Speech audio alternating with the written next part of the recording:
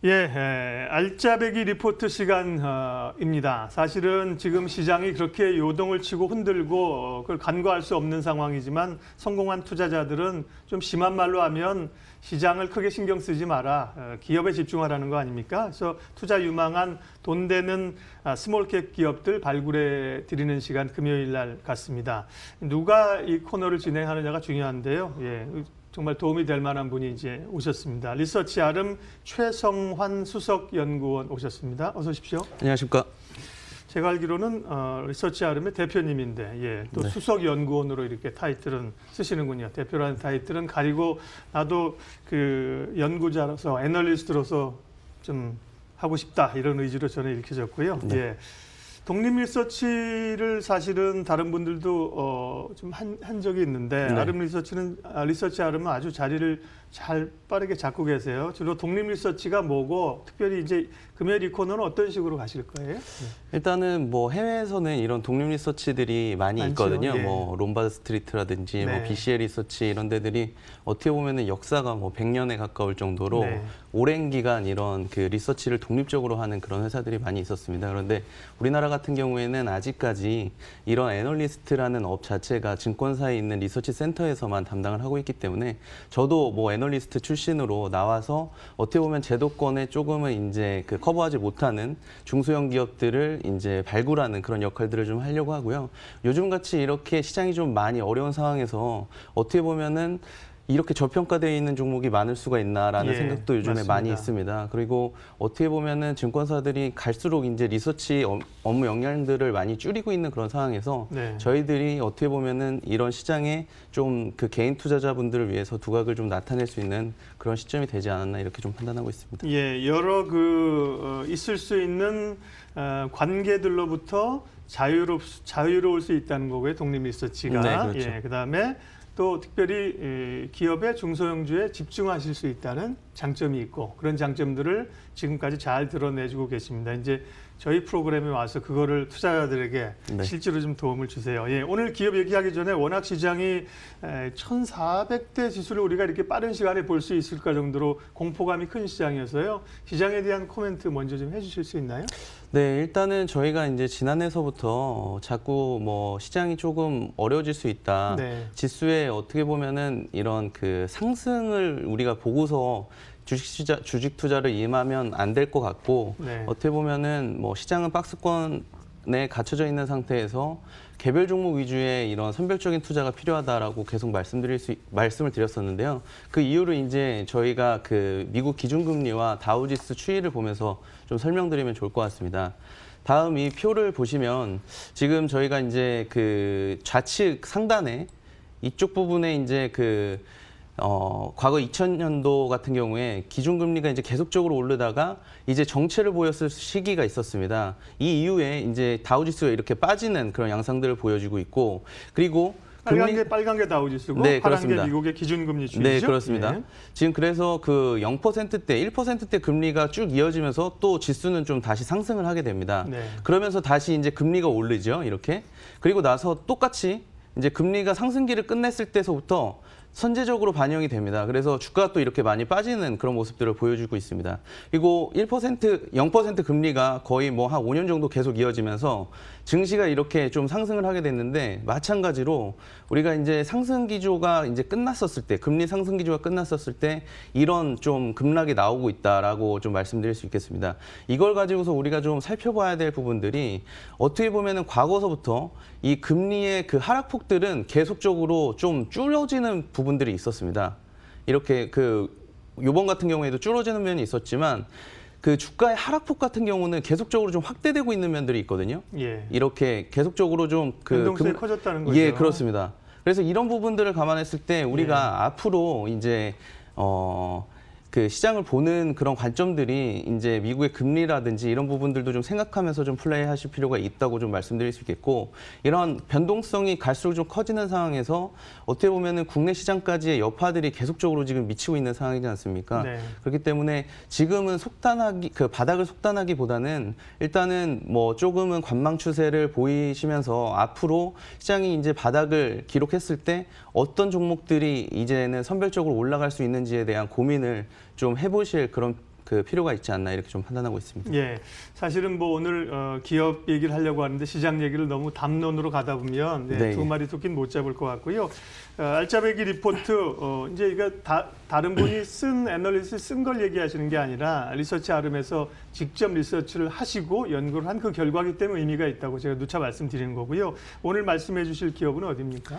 예, 오늘은 이제 KG ETS라는 종목에 대해서 좀 말씀드리려고 하는데요. 네.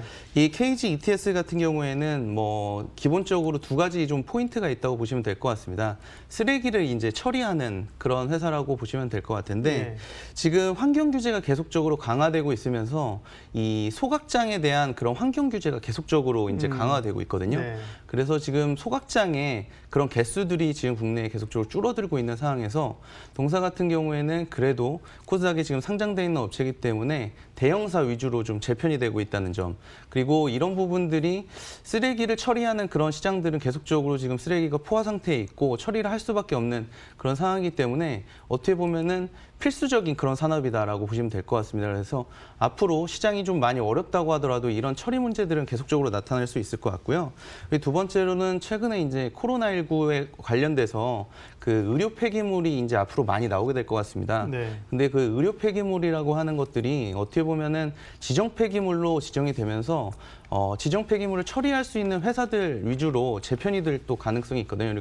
그리고 지정 폐기물은 가격이 또 처리 비용이 비싸기 때문에 이런 부분들이 이제 좀 포인트로 작용할 수 있을 것 같습니다. 그래서 KG ETS가 지금 시점에서 우리가 좀 관심을 두고서 보면 좀 좋은 종목이지 않을까 이렇게 좀 판단하고 있습니다. 폐기물이라고 하는 게 만들고 싶어도 아무나 폐기물 처리장이나 이런 기업을 만들 수 없다. 네, 예. 그렇습니다. 그래서 이제 지역적인 어떻게 좀 그 과점 체제 이런 걸 좀 갖추고 있고 그런 주목을 받고 있었는데 지금 말씀하신 것처럼 이제 코로나19에 따른 의료 폐기물에 따른 수혜도 기대되는 건데 그러면 이게 또 의료 폐기물이라고 하는 게 일반 폐기물하고는 뭐 다 섞어서 처리할 수는 없지 않을까 상식적으로 생각되는데 KG 네. ETS는 그럼 이런 의료 폐기물 분야가 수혜가 되는 겁니까 실제로? 예. 지금 의료 폐기물 같은 경우가 이제 네. 앞으로 좀 많이 나올 거라고 생각이 네. 드는데 이런 부분들이 전부 이제 지정 폐기물로 지정이 되거든요. 예. 근데 지금 그 폐기물을 처리하는 그런 방법들이 우리나라에서 70% 정도가 이제 재활용으로 처리가 되고요. 아니 네. 90% 가량이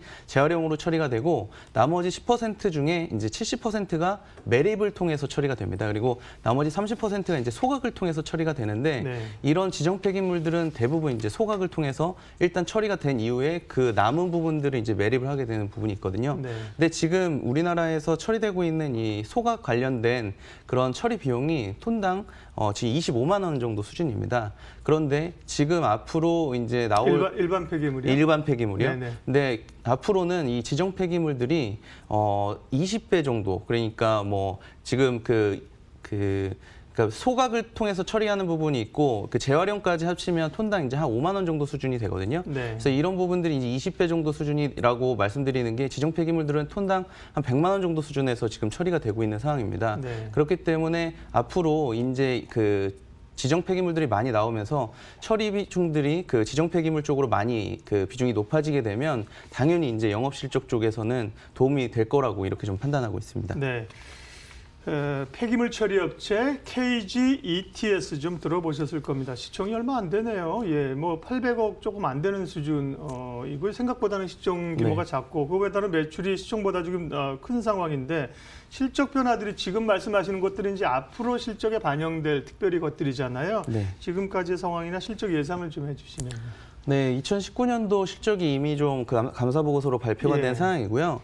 매출액은 1,600억 원, 그래서 한 30% 정도 2018년도 대비 성장을 했고요. 네. 그리고 영업이익 같은 경우에는 이제 25% 정도, 20% 정도 성장해서 170억 원 정도를 기록을 했는데요. 앞으로 이런 지정 폐기물들이 많이 나오게 되면서 저희들이 판단하기에는 2020년도에는 1,800억 원, 그리고 매출액은 1,800억 원, 영업이익은 200억 원 이상을 충분히 도달할 수 있을 것으로 보고 있습니다. 저희가 이제 사업 부분별로 보게 되면 폐기물 처리와 스팀 부분이 50% 정도를 차지를 하고 있는데 말씀드렸다시피 이 폐기물에 대한 처리 비중들이 계속적으로 지정 폐기물 비중들이 높아지면서 영업이익률 단에서 상당히 도움을 많이 줄 것으로 보고 있고요. 네. 지금 정부에서 5월 달서부터 이제 그 폐기물 처리 관련된 시장에 이슈가 있거든요. 그 이슈가 뭐냐면 지금 그 원래는 폐기물 처리에 대한 용량들이 계속적으로 포화가 됐기 때문에 이런 소각 관련된 회사들이 조금은 그 허가된 것 이상으로 이 그 폐기물을 처리를 하고 있었습니다. 예. 그런데 그런 부분들이 그 과징금으로 치면은 연에 1억 원 정도 수준이었기 때문에 충분히 좀 감내할 수 있다고 생각을 했었거든요. 그런데 5월 달서부터는 이런 환경적인 부분이 규제가 상당히 심해지면서 매출액의 5%까지 이 과징금이 좀 많이 올라가게 됩니다. 그래서 이런 부분들 때문에 어떻게 보면은 5월 달서부터는 규제가 더 강화가 되는 그런 상황이기 때문에 어떻게 보면은 이런 대형 업체들 위주로 재편이 좀 계속적으로 진행될 것으로 보고 있고요.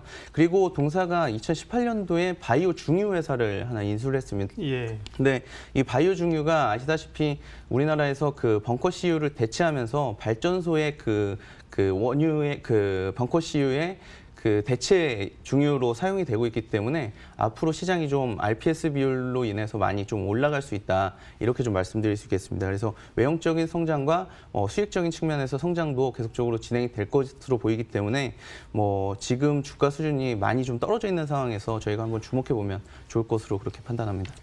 한 1년쯤 됐나요? 그때 이제 사실 코로나 사태 이전이지만 폐기물 관련주들이 한번 쫙 올랐던 적이 있어요. 네, 그렇습니다. 그때는 아무래도 우리가 알고 있는 것처럼 인선 ENT나 코엔텍이나 이런 기업들이 아마 규모가 더 큰지 모르겠으나 KG ETS도 거론이 됐지만 그때 거론됐던 종목들은 그런 종목이었거든요. 네. 다른 여타 폐기물 업체들과 이 업체 좀 비교해 주시면 뭐 실적이나 또 메리트는 어떤 게 있습니까? 네. 일단은 그 전체적으로 그 말씀하신 것처럼 이제 코엔텍이라든지 YN텍 같은 그런 업체들이 맞습니다. 어떻게 보면은 실적 그 성장도 좀 있었었고 그리고 주가도 상승 탄력을 좀 많이 받은 모습들을 보여줬거든요. 그런 부분들이 이제 그 YN텍 같은 경우에는 그 매립지를 하나 이제 인수를 하게 됩니다. 근데 대부분의 회사들이 그 매립지를 가지고 싶어 하는 게 욕구들이 있거든요. 그런데 매립지라고 하는 거는 어떻게 보면 허가도 나오지 않을 뿐더러 그런 부분들이 매물로 잘 나오지 않기 때문에 이런 매립지를 구하기가 상당히 어려운데 YN텍 같은 경우에는 지난해 이제 매립지를 하나 인수를 하게 되면서 매출도 많이 올랐고요. 매립 가격이 또 많이 오르고 있습니다. 최근에. 그래서 그 폐기물을 처리하는 매립 가격이 올라가면서 실적이 많이 좋아진 부분들이 있었고요. 인선 ENT나 코엔텍도 많이들 이제 그 실적이 좋아지면서 부각이 됐는데 KG ETS 같은 경우에는 이제 KG 그룹이 지난해 그 동부제철을 인수를 하게 되면서 어떻게 보면은 그런 그 상승 탄력을 같이 좀 받지 못한 그런 면들이 있었거든요. 이런 부분들이 이제 어떻게 보면 그룹사적인 그런 판단들 때문이라고 판단이 되는데요. 이런 부분들도 이제는 인수 절차가 마무리되고 동부제철이 지금 경기가 좀 어려워져서 앞으로 좀 어려운 환경에 처해질 수 있겠지만 그 지분법이익이나 이런 부분들이 많이 반영이 되는 게 아니기 때문에 이런 부분들의 우려들은 조금 내려놓으셔도 좋을 것 같다. 이렇게 좀 말씀드릴 수 있겠습니다. KG ETS가 KG그룹에 있는데 KG그룹이 동부제철을 인수하는 과정에 아무래도 이제 자금이 돈이 들어가는 얘기니까 이 계열사 전체적으로 부담이 좀 될 수 있을 것이라는 우려들이 좀 작용을 했었던 거군요. 네, 그렇습니다. 정리 좀 하겠습니다. 그러면 오늘 이제 KG ETS 말씀하셨는데요. 주가 부분 밸류를 어떻게 봐야 될지랑 함께 주가를 좀 설정할 수 있는 가격대 말씀해 주십시오. 예, 저희가 올해 지금 주가가 좀 너무 많이 빠져 있는 상황이기 때문에 다른 종목들도 많이들 빠져 있지만 해당 업체를 주목하는 이유가 경기에 그렇게 민감하지 않은 업종이라는 점입니다.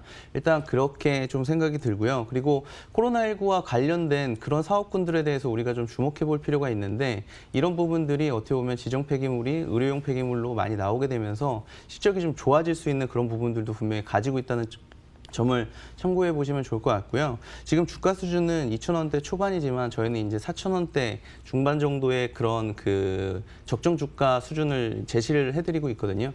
이런 부분들이 내년에 있을 실적의 그 PER 기준으로 10배 수준을 좀 체크를 해가지고 저희들이 판단하고 있는 수준인데요. 어떻게 보면은 지금 시점에서 우리가 한번 좀 눈여겨볼 만한 종목으로 뭐 KG ETS를 오늘 좀 소개시켜 드리려고 가지고 나왔습니다. 네. 예상 퍼의 한 10배 정도. 그러니까 네. PR도 낮네요. 지금 그러면 뭐 6배 이 정도밖에 안 되는 것 같아요. 지금은 4배, 4배밖에 안 그 정도. 됩니까? 그렇군요. 네. 저평가되어 있다고 보시는 겁니다.